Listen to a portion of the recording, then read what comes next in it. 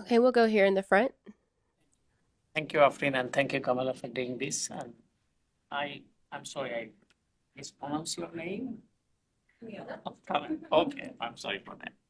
So my question, I have a couple of questions on Bangladesh and Indo-Pacific, obviously, Afrin, to you. How does the US plan to align the Indo-Pacific strategy with Bangladesh, considering its emergence as an authoritarian regime? And over the years, we heard harsh criticism from the Prime Minister about the Indo-Pacific strategy. And also, how you will align with the new authoritarian government of Bangladesh?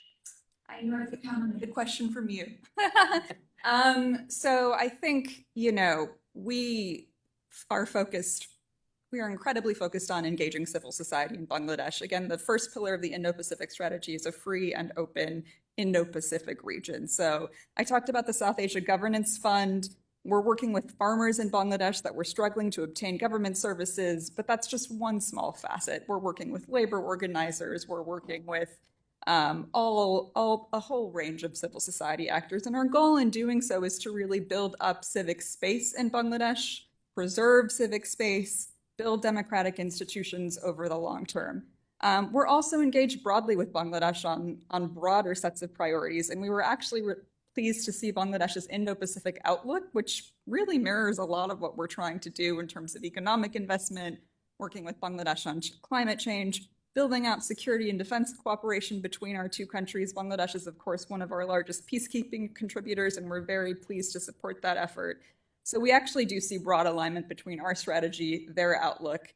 But in response to your question on how we're going to continue to engage on the democracy and human rights issues moving forward, again, our focus is really civil society. Thanks. In light of the Biden administration's commitment to reflecting the will of the people of Bangladesh, what specific measures the US undertaking to facilitate that return back to democracy?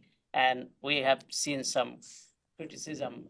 I can refer the Wall Street Journal piece that US is pushing back for democracy promotion in Bangladesh. So what is your stand right now? As we have seen lots of leverage on Bangladesh for democracy and voting rights and uphold the human rights.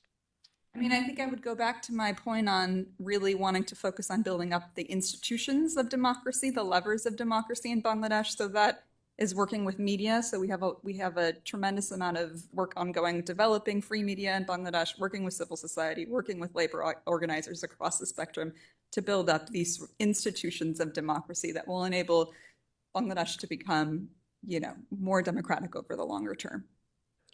Okay, I'm sorry, we have a question behind you.